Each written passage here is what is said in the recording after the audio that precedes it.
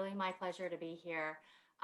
So I'm going to share my PowerPoint, and don't feel like you have to scribble or take a whole bunch of notes, because before we break up into the breakout groups, I'll be uploading a document that will have all of the tips. So feel free to just listen and absorb if you'd like. So as Cecil mentioned, what I'm going to do is give you all an overview of some suggestions for navigating difficult conversations. And I do want to say, like a good academic, that this is really not my actual area of academic expertise, but there's a whole body of scholarship on conflict management. There's a whole body of literature on family communication. And I'm just drawing on that published wisdom to share a little bit of the tips and tricks here. But if you're interested in digging more deeply, we have fabulous master's degree programs in the College of Communications that you're welcome to explore. So to go ahead and get us started, I want to talk about first the different kinds of difficult conversations that some of us might be faced with this holiday season. The first kind of difficult conversation is just flat out the kind that's not safe. And I would say that if you are facing a difficult conversation, to maybe first think about not putting yourself in that position if possible. And if you find yourself in that position, to really take drastic measures if they are necessary. So I'm talking about situations of violence, situations of abuse, you know, please do what is necessary to protect yourself. And also, I think right now, this season, when we think about COVID and the county now in the purple tier, for some of us, unsafe might really be from maybe not a physical standpoint, but more of a health and wellness standpoint. So, really, please do consider your health and safety as well before deciding whether to meet face to face for your family conversations. So, apart from the truly unsafe, violent situations, there are also those conversations that just make us feel kind of uncomfortable. And a lot of times that discomfort is because of the emotions that are involved in that conversation. So, these can be emotions that create in us a sense of fear, if not for immediate violence, just fear and discomfort. Maybe there's a lot of anger this holiday season. I think with COVID and everybody being online, we are all feeling a lot of sadness, whether we identify that as grief or not. There is definitely a very strong sense that we have lost something, right? So some of us truly have lost people that we love, but also, even those of us lucky enough to have not lost anyone to the pandemic, we're all grieving a sense of loss for our normal routines and our normal behaviors. And so that makes even the best of conversations potentially difficult, because all of us are in this moment of grief together. Sometimes difficult conversations are also characterized by the conflict. And again, sometimes this is physical conflict, but apart from that, there can be emotional conflict, there can be internal psychological conflict, and often there's just plain old verbal conflict, right? From that long-standing argument you've always had with your sibling to whatever else is in your family history. So these are some difficult conversations that I'm hoping the tips and tricks that we'll share today can help you to reflect on, with the exception of the unsafe ones for which I'm not qualified to give help. Okay. The number one thing to keep in mind as we approach the holiday season is this. If you remember nothing else, plan ahead. Don't just show up at a family event thinking you're going to wing it. The most important thing is to approach the conversation from a place of intentionality, and to approach the conversation having previously reflected on some of the things that I'll be sharing with you today. So, first, you want to consider, where is this conversation happening? Is this conversation going to be in real life? Will you be outside? Will you feel comfortable from a health standpoint? Whose home is it? Are you feeling confident that that person's home is a safe place to be? And then if it's not going to be in person, what are some of your technology options? So for those of us who might be doing family reunions this holiday season over Zoom, maybe really explore the technology options. Like maybe Uncle Jim Bob really needs a mute button. And if you're the host of the Zoom family gathering, you can mute Uncle Jim Bob. And that might be something that you take on as a responsibility, right? So think about ways in which technology not only can be the unfortunate reality of our times, but maybe think about ways in which technology could actually be used to benefit us and to make our conversations potentially a little bit less difficult. So for the rest of this presentation, I'm just going to go quickly over some other things to really think about before you get on the road, such as who is involved in the conversation, what's your goal for this conversation, and then finally, how will you navigate? And this is where we get into some of the tips and tricks. So first, in terms of who is involved, these nice little colorful blocks indicate some of the typical people we might find at a holiday conversation. Obviously, there's you. Oftentimes, these are family conversations. So we have parents and children and family elders. We also have maybe some family who maybe are just families of the heart, right? If not families of birth. And then sometimes at these gatherings, we also have some friends and guests. So as you kind of plan ahead of time for how you will navigate some difficult conversations, try to find out if you can ahead of time who's going to be there, right? Because if you know that an elderly relative who is in frail health is going to be there, that might help you to think about some different strategies versus if you know that that one relative who always says that obnoxious thing and reminds everybody about what happened 10 years ago is going to be there. So just knowing in advance who's going to be there will help you be strategic. And I also personally find that knowing in advance who's going to be there can help to reduce your personal anxiety levels, right? So just kind of knowing, find out if you can. Obviously, you will be there. And when you think about showing up at your family gathering, I would suggest maybe thinking through some things again ahead of time. So, this idea of avowed identities and ascribed identities comes from the literature on identity development. And basically, long story short, avowed identity is the identity that you assert or that you claim for yourself. And then ascribed identities are the identities that other people assign to you, right? In the context of a holiday family gathering, sometimes what we see is this conflict between the identities that people feel in themselves and the identities that other people are assigning to us, right? So for those of us who work with college students, this is really common. A college student has spent, if in normal times they've come to campus, a college student has spent the whole first semester being an adult, being treated like an adult by their professors. And so when that college student goes home for Thanksgiving, the identity that they avow for themselves is I'm an adult, I'm grown up. But the parents are still ascribing to that college first year student a child identity, right? And sometimes we hear, well, you're back in my house, you respect my rules, or you're back in my house, I expect you to be home by midnight.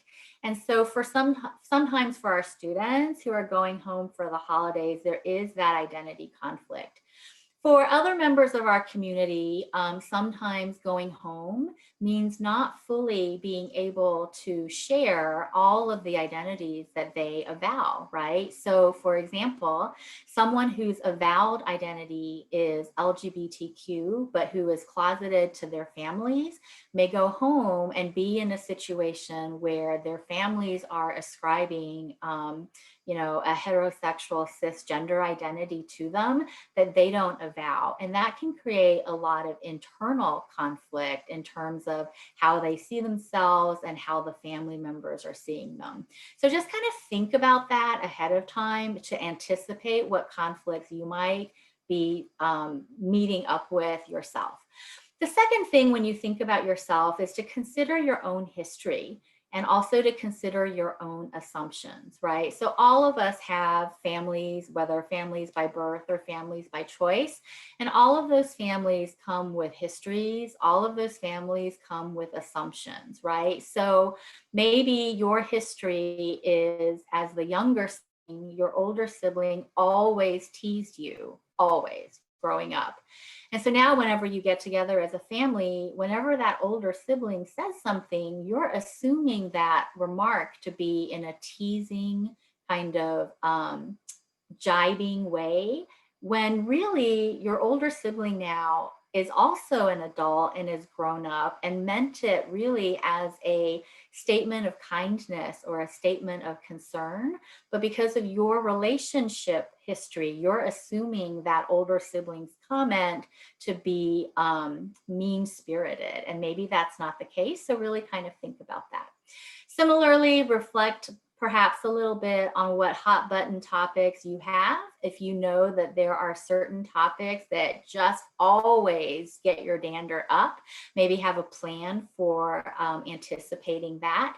Also, think a little bit about the fears that you have going into a conversation, as well as what you really need from the conversation or from the gathering.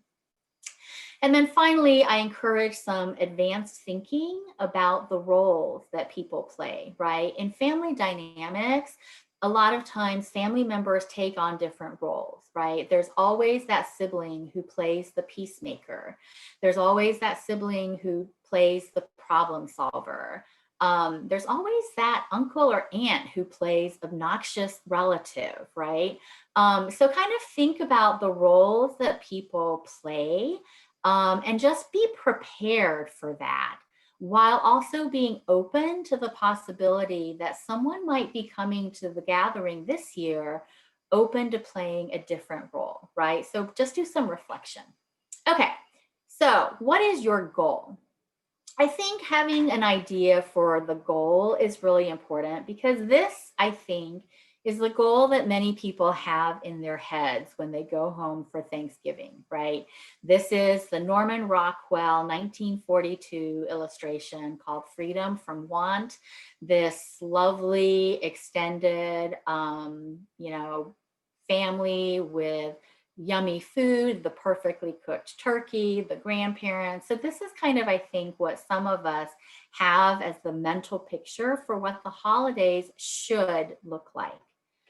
This is a parody of the Norman Rockwell illustration, which actually is probably closer to reality for most of us, right? Like, I personally couldn't cook my way out of a paper bag.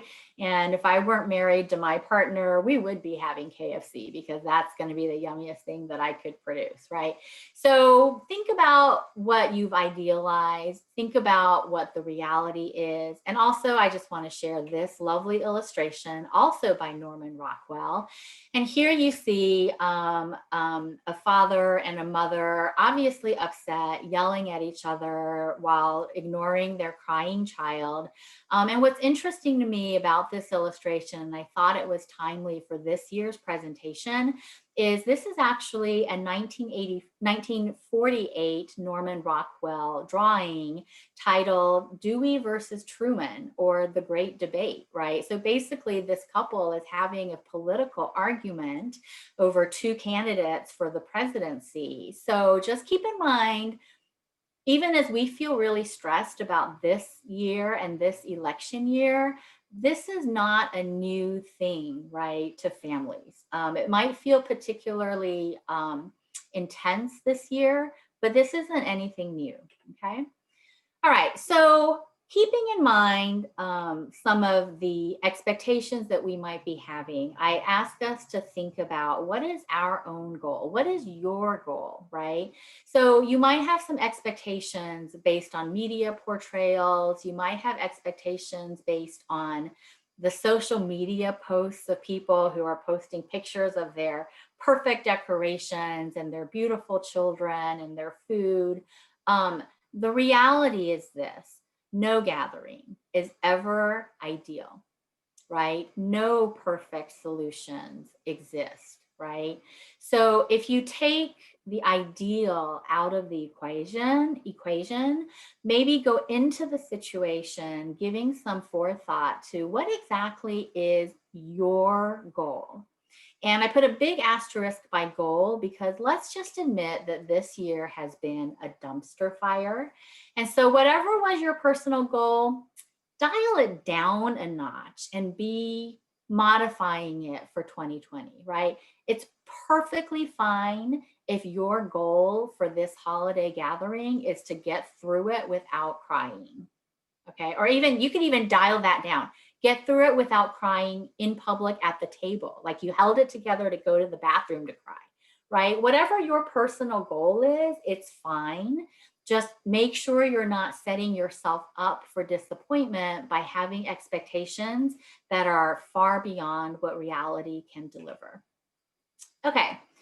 So, some best practices in tough situations. First, remember you can only control yourself, right?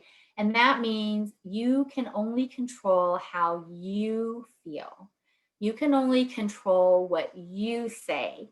You can only control how you behave. And that's part of expectations versus reality, right? So if you go into this conversation expecting that you're somehow going to be able to control Uncle Jim Bob or whomever, you're going to be setting yourself up for disappointment, right? So, okay, we'll talk a little bit more about how we enact these best practices. The second best practice that I find helpful is to acknowledge that often what's upsetting to you about other people is reflective of what's upsetting to you about yourself, right? So maybe you get really upset when Aunt Jane says a comment that you think is racist.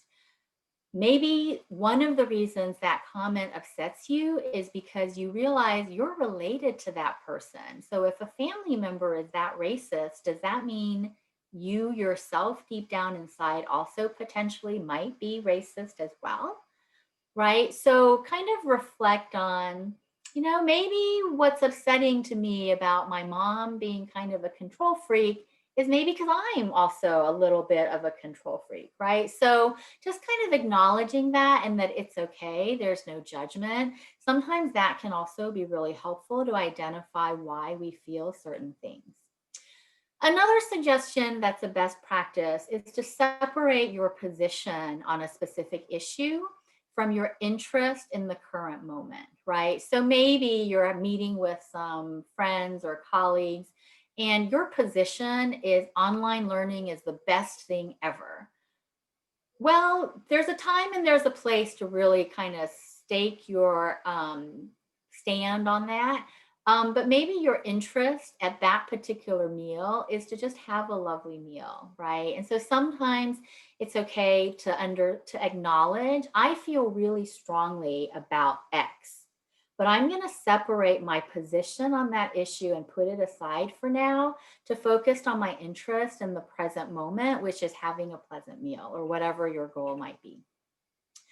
The other best practice in difficult situations is to separate what you observe in someone's words or actions from what you assume in terms of their feelings or in terms of their motives, right? So, this happens a lot in family situations, especially when we are with elders who may be a little bit hard of hearing, right? Our elders are speaking really loudly, and so sometimes we assume, why are you so angry? Or why are you so whatever? And then, grandma says, I'm not angry. And you say, but you're yelling. And grandma's like, I'm not yelling. Well, it's because her hearing aid's set to the wrong thing. So she doesn't realize her volume. And so what we observe is grandma is speaking very loudly.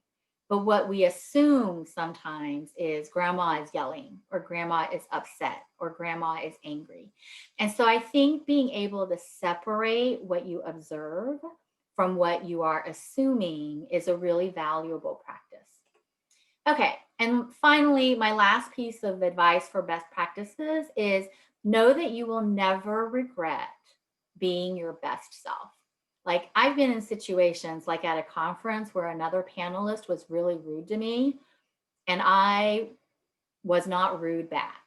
And yeah, later, in my hotel room, I was like, oh, I could have said this or I could have zinged him this way. But honestly, if I'm honest with myself, I'm really glad that I didn't do that because it would have made things worse later, right? So just know that sometimes it's harder to take the high road, but ultimately you never regret being your better self. Okay, so some tips and tricks really quickly, and then we'll wrap it up so that we can have the conversation that you all came for. So first, some internal tricks for yourself. First, you can depersonalize the situation. So you can say to yourself, this is not about me personally. This is about person A and their own issue with whatever. Okay, so just depersonalize it. Another internal trick is to let it go. So you can say to yourself, I'm going to ignore that comment. I'm going to take the high road. Every year, this family member behaves in this way, and this year, I'm just not going to rise to the bait. I'm going to let it go. You can also try to do some empathy to yourself where you say to yourself, okay, I'm going to try to understand where they're coming from. Maybe they've had a hard year. Maybe they got laid off from their job. So help yourself, give yourself permission to be kind to the difficult person or the person that you're perceiving to be difficult, and give yourself permission to empathize with them. Another little tip is to reflect to yourself, why are those words and actions upsetting to me? Or why are those words and actions hurtful to me? This might be something you do ahead of time when you're doing all of that pre-gathering thinking, right? And then finally, another trick that you should always hold up your sleeve is to simply disengage and to say to yourself, I'm leaving this situation, especially if it's dangerous, especially if it's truly upsetting. Sometimes we really have to engage in the highest form of self-care, which is self-preservation. And sometimes self-preservation means walking away. So disengagement is also a little tip you can keep. All right, so for some other tips and tricks, I have some general tips. The first one is to use I statements, as Cecil mentioned before. So what this means is to really focus in yourself on your own feelings. So you can say, I feel hurt, or I feel upset. And I sometimes see in gatherings people who obviously have gotten the advice to use I statements, but then they do it wrong, right? They do like, I feel like you're being a jerk. So if your I statement ends up with a you in it, you might want to kind of reflect on whether it's really an I statement or whether you are sneaking in a you statement that is accusatory under this advice that you got somewhere along the way. The other general tip that I give is to count to 10 and do it again, right? And this is something you can actually teach to small children if necessary. And the tip that I do is I use my hand and I draw the outline of my hand to myself. In a lot of Zoom meetings, actually, for work, I just do this in my lap. In a family meal, you can do this under the table, and you just breathe in, breathe out. Right? And so you have 5 fingers. You just do this up and down. I'm going to speed up now so I don't take so much time. And then you just go back around like this, right? So you just count to 10. And then if you need to, because Uncle Jim Bob's being so annoying, you go on your other hand, okay? All right, some neutral tips. So a way to approach these difficult conversations is to set some ground rules, right? So you can say on the family chat, let's agree to not talk about X, right? Or let's agree to not interrupt each other. Or let's agree to not use bad words because my girlfriend's 8-year-old is going to be there or whatever, right? So just think about maybe setting some ground rules. Another way that you can do this in a neutral way is to, again, remember that what you observe is not always what you assume. So you can just simply say in a non-judgmental way, as things get heated, you can say, it seems we're getting emotional right now. And then just kind of see how people respond to that, right? Maybe way more relatives at the table need hearing aids than you realize. That's totally a possibility. Okay.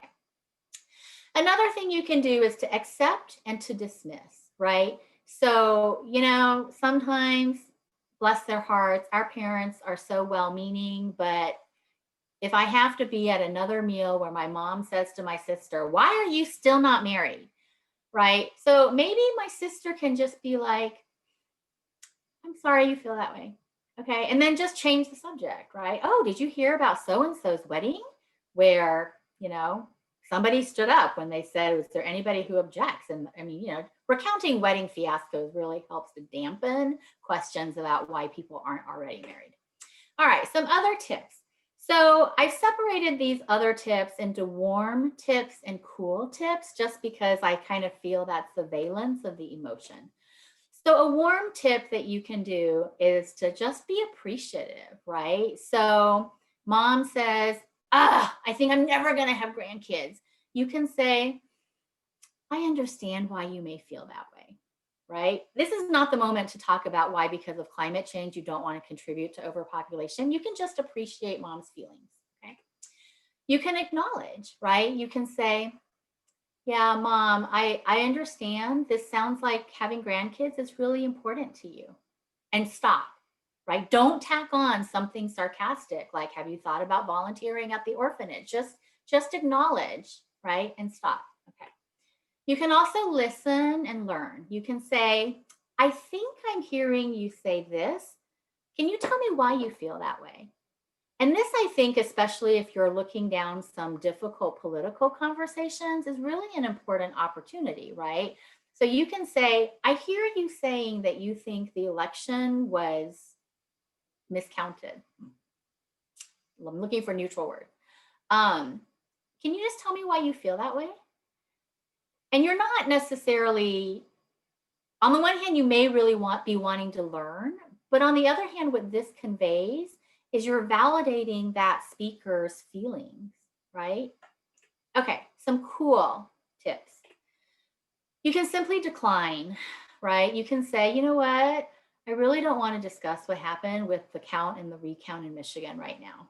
Who wants another?" Okay. Well, oh, that's another tip. You can also remove the difficult part of the conversation from where it's happening. You can say, "Let's talk about that outside." Or, because really everyone should be outside, you can say, "Let's talk about that at the front yard," right?